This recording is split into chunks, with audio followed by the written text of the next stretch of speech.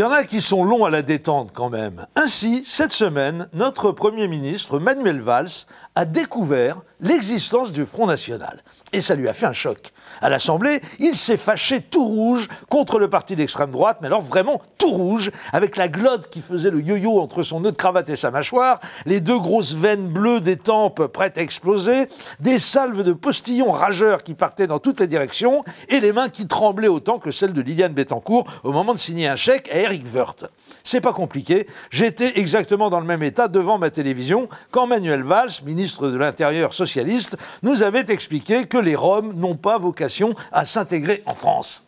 Et donc cette semaine, Manuel a piqué sa crise contre Marion Maréchal Le Pen, fournissant au passage à cette dernière l'occasion de traiter de crétin le Premier ministre de la République devant toute la représentation nationale et en prime de jouer les victimes, seul contre une assemblée hostile et un gouvernement qui perd ses nerfs.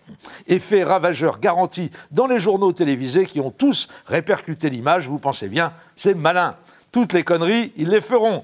Autre exemple de découverte tardive, Laurent Ruquier s'est rendu compte samedi soir dernier qu'il avait servi la soupe à la bête immonde, en l'occurrence Éric Zemmour, pendant 5 ans. Et ce, 3 ou 4 ans après la fin des 5 années de dorlotage du nuisible. Il était temps, dis donc. Mais à la différence de Manuel Valls, Ruquier a eu le mérite d'admettre sa responsabilité et de regretter haut et fort d'avoir contribué à banaliser les idées fascistes de son chroniqueur. C'est déjà ça. On attend que notre Premier ministre en fasse autant.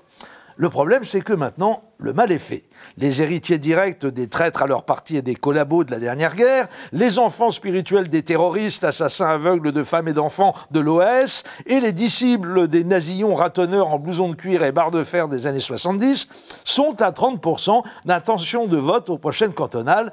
Non seulement notre beau pays doit encaisser les agressions des psychotiques décérébrés de l'islamisme radical, mais en plus, il va falloir qu'on subisse l'invasion de nos assemblées départementales par des hordes d'idiots inutiles manipulés par la pire voyoucratie politique que la France ait fabriquée.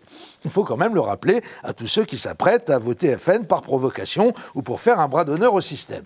C'est vrai que le premier réflexe à l'approche du premier tour de ces cantonales, c'est de dédramatiser la menace FN. Bah oui, quand tu vois les dégaines qui se trimballent, les candidats lepénistes, ça te fait sourire, surtout maintenant qu'ils sont astreints à la parité. Tu as des binômes vraiment pas tristes. Tu as un certain nombre de photos d'affiches qui circulent sur le net depuis quelques jours, rigolade garantie. Tu as du mal à pas te dire que s'ils font un petit, tu veux qu'on t'en garde un. On est à mi-chemin entre Fricks de Todd Browning, Affreux sales et méchants d'Hector Escola, Les Deschiens et Les Brefs de comptoir. J'entends d'ici la mère Le Pen jouer une fois de plus les victimes. C'est du mépris de classe, vous faites du racisme social. Pas du tout, ma chère fille de millionnaire élevée dans un château de Saint-Cloud. Si beaucoup de tandems frontistes sont dotés d'un tel pouvoir burlesque, c'est pour la raison suivante. Le FN n'ayant pas la queue d'un cadre politique sous la main, et ses élections départementales étant très gourmandes en candidats, il récupère à peu près tout ce que la France compte d'ambitieux qui n'ont pas les moyens de leurs ambitions, de branquignols un brin mytho, de bons à rien qui cherchent à exister, de battleurs de bistrot, de losers pas magnifiques du tout, quand ce ne sont pas carrément des débiles légers. Et ma foi, ils ont souvent la binette de leur emploi, tous ces braves cas sociaux. On pourrait crier au racisme social si vos candidats étaient représentatifs du peuple, chère Madame Le Pen, héritière Lambert. Mais pas du tout. Ils sont juste représentatifs du bas du panier du peuple, du fond de cuve. Nuance. C'est d'ailleurs pour ça qu'ils sont aussi rigolos. J'en ai même trouvé un certain Damien Hameau-Briel, candidat FN dans le canton de Bonchamp-les-Laval, qui est suffisamment con pour avoir posté sur son Facebook une photo de lui en train de pointer le canon d'un pistolet sur la tempe d'un gars en costume cravate avec un masque de François Hollande. C'est vrai qu'ils sont tellement graves, ces malheureux, qu'ils suscitent chez l'honnête homme le rire dans un premier temps et une forme d'attendrissement dans un second.